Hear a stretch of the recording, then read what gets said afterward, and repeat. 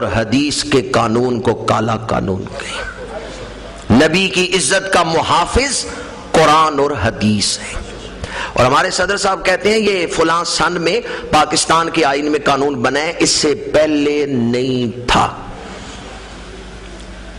آئین میں نہیں تھا، قرآن اور حدیث میں تو تھا۔ پاکستان کے آئین میں نہیں تھا لیکن قرآن اور حدیث میں تو یہ قانون موجود تھا۔ ہمارے لیے یہ دلیل تو نہیں کہ آئین میں کیا ہے، ہمارے لیے دلیل یہ ہے قرآن اور حدیث میں کیا ہے۔ قرآن اور حدیث میں تو یہ قانون موجود تھا، آئین میں بعد میں بنا ہے، بعد میں سے قانون کا درجہ پاکستان کے آئین میں دیا گیا ہے، لیکن قرآن اور حدیث میں اللہ نے تو اسے قانون بنا دیا ہے۔ اللہ نے تو نبی کی عزت کی حفاظت کا حکم دیا ہے۔ حضرت مغیرہ بن شعبہ میدان حدیبیہ میں عبداللہ بن مسعود ثقفی کے پیچھے کھڑے ہیں، اور یہ مشرکین مکہ کا سفیر بن کے آیا عبداللہ بن مسعود ثقفی۔ حضور سے گفتگو کرتا ہے تو اپنا ہاتھ بڑھاتا ہے حضور کی ریش مبارک کی طرف، حضور کی ریش مبارک کی طرف ہاتھ بڑھاتا ہے بات کرتے ہوئے۔ حضرت مغیرہ بن شعبہ نے تلوار بے نیام کی، کہا ہو عبداللہ بن مسعود ثقفی اب تیرا ہاتھ میرے نبی کی ریش کی طرف نہ اٹھے، اب اگر تو نے ہاتھ حضور کی ریش مبارک کی طرف اٹھایا تو یہ ہاتھ واپس نہیں جائے گا، میں بازو سے جدا کر دوں گا۔ عبداللہ بن مسعود ثقفی پیچھے مڑا، کہنے لگا کون ہے جو میرا ہاتھ کاٹنے کی بات کر رہا ہے؟ مغیرہ بن شعبہ نے کہا میں ہوں حضور کا غلام۔ عبداللہ بن مسعود ثقفی نے کہا تیرے اوپر تو میرے بڑے احسان ہیں، فلاں وقت میں نے تیری مدد کی تھی اور تجھے دنیا کی سزا سے بچایا تھا۔ مغیرہ بن شعبہ نے کہا تو نے دنیا کی سزا سے بچایا ہے، یہ وہ رسول ہیں جنہوں نے دوزخ کی سزا سے بچا لیا ہے۔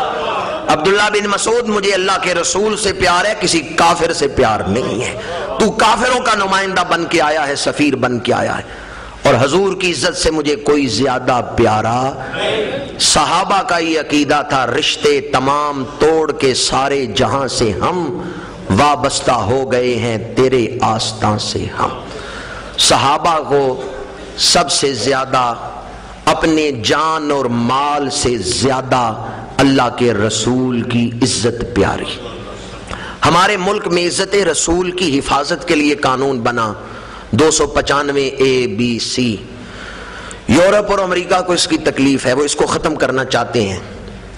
بڑی آپ کی توجہ چاہوں گا، یہ جو قانون ہے یہ حضور کی عزت کی حفاظت کرتا ہے تو حضرت عیسیٰ کی عزت کی بھی حفاظت کرتے ہیں، یہ حضرت موسیٰ کی عزت کی بھی حفاظت کرتے ہیں۔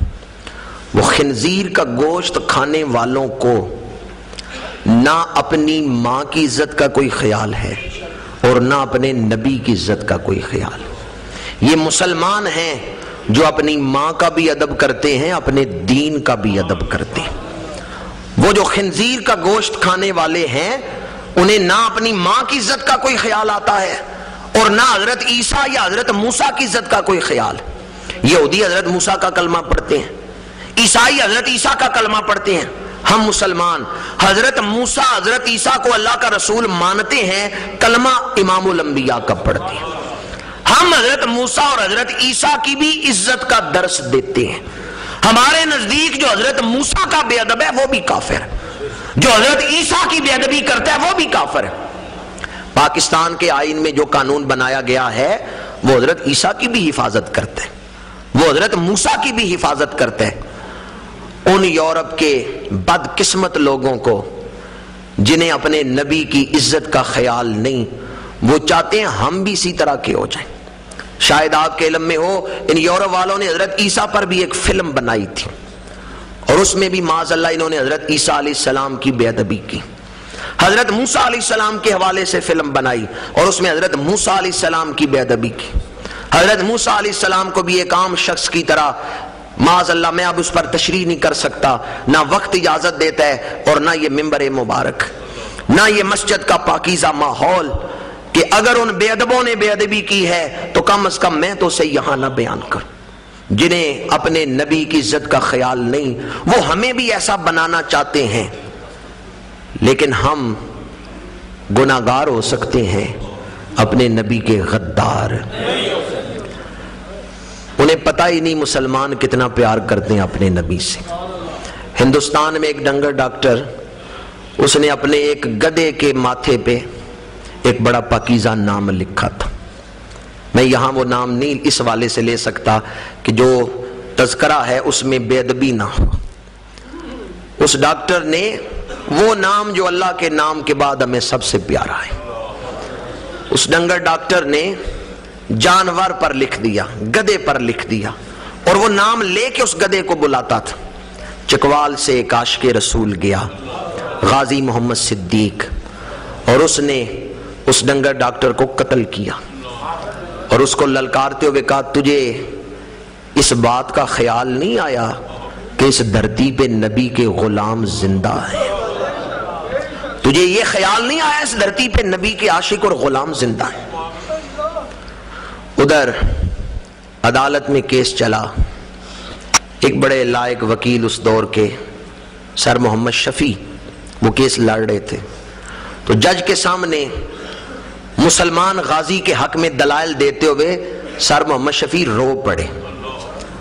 بوڑھے وکیل تھے، دلائل دیتے ہوئے رو پڑے. تو جج نے حیران ہو کے کہا محمد شفیع تم کیوں رو پڑے ہو؟ تو وکیل نے روتے ہوئے کہا سر آپ کو پتہ نہیں ہم مسلمان اپنے نبی سے کتنا پیار کرتے ہیں. اگر اس جوان کی جگہ میں بوڑھا وہاں ہوتا تو میں بھی وہی کرتا جو اس نے کیا. یہ وکیل نے عدالت کے کٹہرے میں کھڑے ہو کے کہا. اس نے کہا اگر میں وہاں ہوتا تو میں بھی وہی کرتا جو اس جوان نے کیا ہے. تمہیں پتہ ہی نہیں کہ ہم مسلمان اپنے نبی سے کتنا پیار کرتے ہیں. اور میں کہتا ہوں اور ہمارے پاس ہے کیا؟ اور کون سا خزانہ ہے ہمارے پاس جس پہ ہم فخر کر سکیں؟ باوضو جمعے کے دن ممبر شریف پہ بیٹھا ہوا ہوں اور ہمارے پاس کوئی خزانہ نہیں. نہ نمازوں پہ فخر ہے، نہ کوئی عبادات کی کثرت ہے. ہم گناہگاروں کے پاس ہے تو محبت رسول کا ہی سرمایہ ہے. یہ دولت بھی حکمران ہم سے چھیننا چاہتے ہیں اور ہمیں ایسا بنانا چاہتے ہیں کہ حضور کی کوئی بے ادبی کرے اور ہمیں پرواہ ہی نہ ہو. آج کا یہ اجتماع اس فیصلے کی پرزور مذمت کرتا ہے کہ اگر کوئی گستاخ رسول کا ساتھ دے گا ہم اس کی بھرپور مذمت کرتے ہیں. کیا میری بات کی آپ تائید کرتے ہیں؟ ہم اپنے گورنر اور صدر صاحب کو یہ بات پہنچانا چاہتے ہیں اگر کوئی گستاخ رسول کا ساتھ دے گا تو اس کا ہمارے ساتھ کوئی تعلق نہیں ہے. جسے حضور کی عزت کا خیال نہیں ہے ہمیں بھی اس کی عزت کا کوئی خیال نہیں ہے. اور آج کا یہ اجتماع مطالبہ کرتا ہے کہ جو گستاخ رسول ہے، جس میں گستاخی رسالت کا جرم ثابت ہو جاتا ہے، اسے قرار واقعی سزا دی جائے. کیا آپ میرے اس مطالبے کی تائید کرتے ہیں؟ جو مجرم ہے اسے سزا دی جائے. اللہ تعالی ہمیں اپنے آقا سے وفا کی توفیق عطا کرے. کی محمد سے وفا تو نے تو ہم تیرے ہیں، یہ جہاں چیز ہے کیا لوح و قلم. وقت اجازت نہیں دیتا ورنہ دل تو اپنے حکمرانوں کے رویے سے زخمی ہے اور کئی ایسے دکھی احساس ہیں جو آپ تک پہنچانا چاہتا تھا، لیکن وقت کے دامن کو دیکھتے ہوئے انہی الفاظ پہ اپنی گفتگو کو سمیٹوں گا. ہماری ماؤں نے ہمیں گھٹی میں یہ بات پلائی ہے، میں وہ سنی ہوں جمیل قادری مرنے کے بعد میرا لاشا بھی کہے گا الصلاۃ والسلام.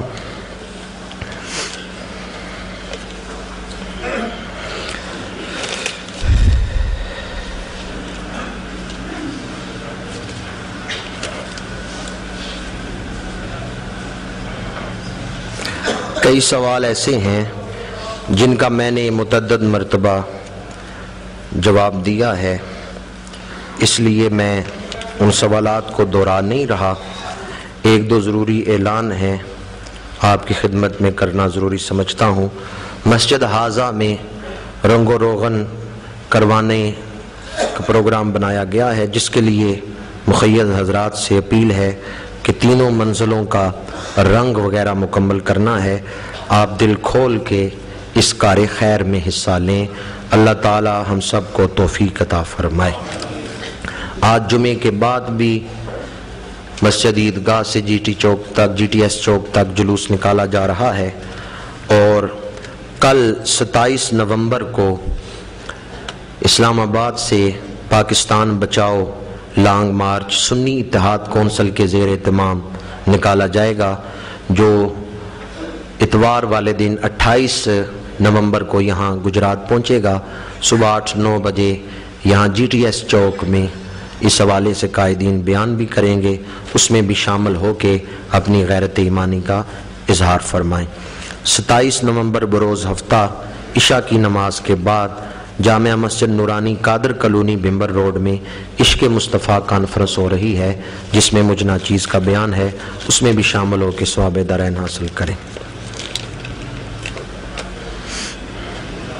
2 دسمبر بروز جمعرات بعد از نماز عشاء جامعہ مسجد شاہی قلعہ دار میں تبلیغ اسلامی کے زیر اہتمام ایک محفل ہو رہی ہے، جس میں حضرت مولانا محمد ابراہیم عاجز قادری صاحب تشریف لائیں گے، شامل ہو کے ثواب دارین حاصل کریں۔